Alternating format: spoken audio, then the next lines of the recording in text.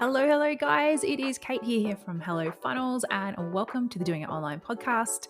And welcome to my birthday episode. So, happy birthday to me. I'm not telling you exactly how many trips around the sun I've made this year, but my first business started in 2007. So, you can do some creative maths there if you want.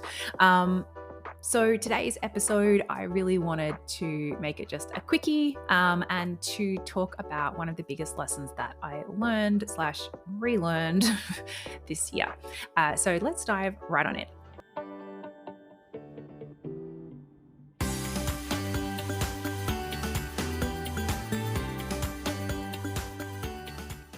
Alrighty, guys, as I mentioned, today is my birthday episode, and because of that, I'm going to be a little self-reflective, but hopefully it is something that's useful to you as well. So, as I said in the title, this episode really is about that biggest lesson that I've learned the last 12 months. And to be honest, it's one that would say it's not learnt for the first time. I've learnt it and relearnt it, and will probably relearn it again at some point. It's one that does keep circling back. And that lesson is keep it simple, stupid. I definitely have a tendency to get overexcited with all the things really, but how, clever and intricate and, crazy you can make things these days. Like when I first started my first business, you can do any of the cool automation stuff that you can do now. And I do get a little carried away with that. So whether it's through our, things that we're testing and playing with in our marketing and sales process, through delivery things, through how we're sending out gifts to our clients when they hit certain milestones, to how we're actually structuring and delivering our program, I do tend to come in and go, oh, wouldn't it be cool if we could do this? Wouldn't it be cool if we could do that? And I think those are probably the words, my team's least favorite words would be when I come and go, hey, I had an idea. So over time, and it's something that happens, I think, quite regularly with a lot of us, is that, you start out with something that probably is pretty, simple steps, 1, 2, 3 to get to A to B.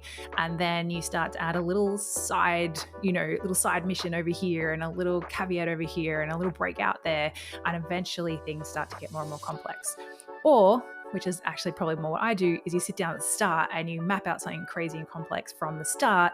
And then as people get more and more confused by it, you have to then go through and simplify it down. So we spent a lot of time, end of last year, start of this year, really looking at what is and isn't working in the business on all fronts, across all departments. As I said, marketing, sales, delivery, customer service, everything.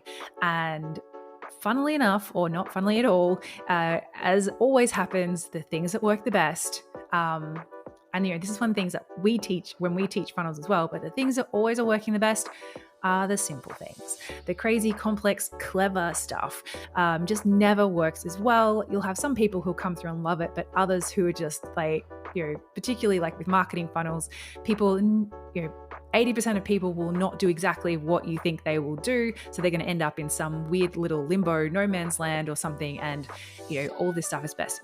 Strip it down, keep it simple. Same with delivery. Like we went through and we'd just done a big update to our program equals Empire. And I was super proud of it. I was like, oh, wow, we've made this so clever. And then the feedback from not everybody, like a lot of people were like, yeah, that's cool. But there were some people like, I don't get it. What have you done? You've confused me. And, my initial reaction was, oh, well, we can't change it again. That's going to make my team really upset. And then as something go, number one priority in our business is always let's make sure that every single client is really clear. They really understand what they need to do. They have everything they need. They're not getting stuck. They're not getting held up because I've decided to be clever on something. So we went back to scratch. We simplified it all down. And, we've been rolling that out and everyone's been really loving this new simplified version. So sadly, as I said, as fun as it is to grab those post-it notes and those whiteboards and map out something crazy and make the most of just how cool and clever all the tech is these days, time and time again, simple is best. Everybody wants simple.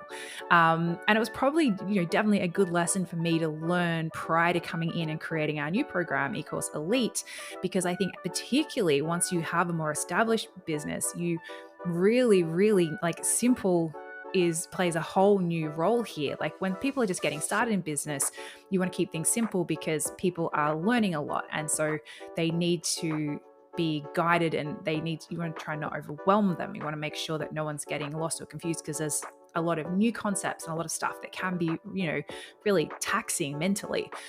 When people are more established in business, you want to keep things simple because they've got a lot on their plate. They don't have a lot of time. They, whatever they put in, they need it to be the most effective, the clearest, the easiest. Maybe it's something that they're going to get their team to outsource and to do for them. So simple takes on a whole new level of importance. So in planning out this program, I sat there and I went, okay, so I know what I'm going to help people to get from A to B, help people to get from, six figures, multi-six figures, into having, everything set up and scaling towards that 7-figure mark, if not beyond. And I started, like, my first reaction was, oh, they've got to have this and this and this. Wouldn't this be cool? And as soon as I heard myself saying that, I'm like, no, Kate, do not do that. Let's keep this as simple but effective as possible. Like, if we strip it back to the bare bones of what needs to be done, and what systems need to be added, and what strategies work the absolute best, what would those be? And I came up with the 3 strategies that I've seen work with clients, I've seen work with us, these 3 systems that need to be added in. I'm like, okay, well, if we add these in what order they need to be added in? How can they be stacked? How do they work best together? And how can we make sure that within our trainings, within the templates and resource library, that we're making it just crazy simple, like something that can literally be clicked and installed, and then people just go through and update their copy, or something that can, just bring it right back to simplicity, to ease. Because I know, as I said, people at this level, people with 6-figure programs, they are not wanting to spend 12 hours a week watching a whole ton of videos. And, they want to come in, get what they need, get the tools that they need, get it implemented, and start getting results. So I'm really excited, to be able to, share this program. And I'm so proud of how simple we've been able to make it. I believe we do still have a last couple of seats. I am recording this a couple of weeks out. So there was still definitely a few available when I'm recording this, but they may no longer be now. But if you are interested in joining us in our first round of eCourse Elite, as I said, it is a program designed specifically for 6-figure course creators wanting to learn the systems they need to implement to scale up to 7, and do it in a way that is simple, stress-free, enjoyable, and reliable, that isn't about just spending more on Facebook or working harder or launching yourself into the ground. Then head on over to hellofunnels.co/elite. You'll be able to see if there's any spots left. If not, you can probably jump on the wait list for next time. But if there is, apply now. Get your seat. I can't wait to share this with you, and work through this and see the amazing results that you get with 3 simple programs installed into your business. So we'll see you hopefully inside. And if not, we'll see you next week on the podcast.